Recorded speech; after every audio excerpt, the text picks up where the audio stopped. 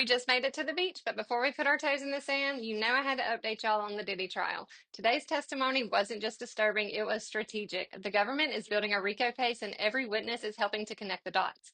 We're now deep into week 3 of the Diddy trial, and if you're wondering why the prosecution is calling LAPD officers, arson experts, and former stylists, it's not random. They're building a RICO case, and that means they don't just need to prove that Diddy committed the crimes, they need to show a pattern of criminal behavior across multiple people using his influence, money, and relationships to further an illegal enterprise. And today's testimony was full of RICO groups. First, we heard from LAPD officer Christopher Ignacio. He testified about responding to the 911 call at the Hollywood Hills home in 2011 belonging to Kid Cudi. The moment they arrived, a black Escalade fled the scene, which he thought was suspicious, but he didn't pursue it because no crime had technically occurred yet. Inside the home, the door was unlocked, and they found luxury watches and purses scattered around. Some were wrapped, some were unwrapped. Later, Kid Cudi showed up at the scene. The defense tried to downplay it, saying it was a trespass, not a burglary, but here's why this matters for RICO. It establishes a specific location linked to Cassie, and it opens the door to witness tampering, intimidation, or evidence destruction, especially when we later learn about what happened to his car. That's where Lance Jimenez, the LA arson investigator, comes in. Jimenez testified that Kid Cudi's Porsche was intentionally set on fire using what appeared to be a Molotov cocktail, an old English bottle, a designer scarf used as a wick, and a cut in the roof to drop it in. Burn patterns match this theory. His conclusion was that it was targeted.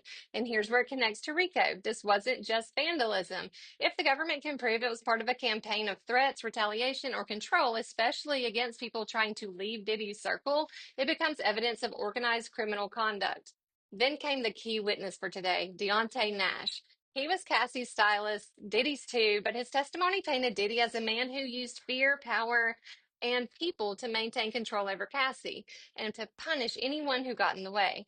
Nash described verbal abuse, being called things like bitch, hoe, slut regularly. He said Diddy made frequent threats, including to beat Cassie up or to leak her sex tapes.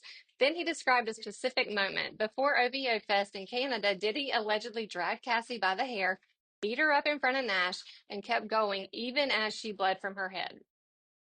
Nash and another woman, Mia, who will testify next, tried to stop him.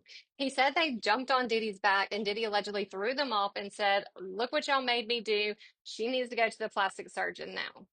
That wasn't the only time. Nash detailed another attack, more threats to leak tapes, and multiple times Cassie said she didn't want to go with Diddy but felt forced to. He also said Cassie would regularly go to hotels with sex toys, and every time she'd say she didn't want to go. The RICO connection here is huge. Repeated abuse? Check. Use of intimidation and humiliation, like threats to ruin her family or career? Check. Control over her music, styling, brand deals, and mobility, all done through Diddy's network, often with help from people on his payroll.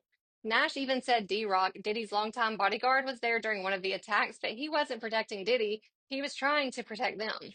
When cross-examined, the defense tried to paint Nash as biased, saying Diddy made him a celebrity stylist, that he used drugs, and he might be seeking money. But Nash didn't flinch. He admitted to his flaws and stood by what he said.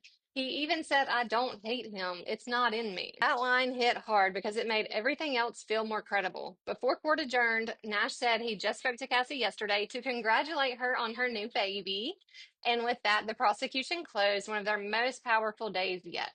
Department now says they're ahead of schedule. They might even cut some witnesses, but they expect to rest their case by mid-June.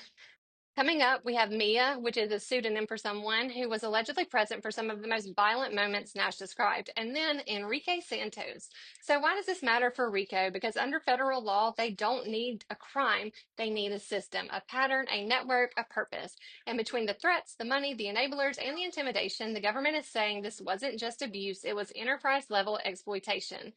I'll be breaking down Deontay Nash's testimony in detail in upcoming videos. Everything from the OVO Fest, the hotel coercion, to how the sex tapes were used as a weapon. If you're following this trial, turn your notifications on because it's no longer just about Diddy's reputation. It's about what he built and who helped him protect it. See you on the next one.